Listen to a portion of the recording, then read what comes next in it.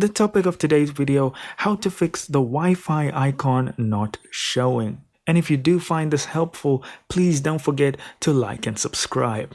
So here we are. So the first thing that you want to do is go to the taskbar, and on the right hand side you're going to click over here, and then you're going to click on the settings cog at the bottom right.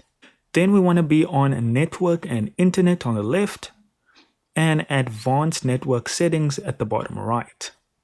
Now in here you will see all your network adapters, and currently they're all enabled, but if you were to see your Wi-Fi adapter and it's prompting you to enable like this, you want to just click on it and say enable, and that'll make your Wi-Fi icon reappear on the taskbar. Thank you so much for watching.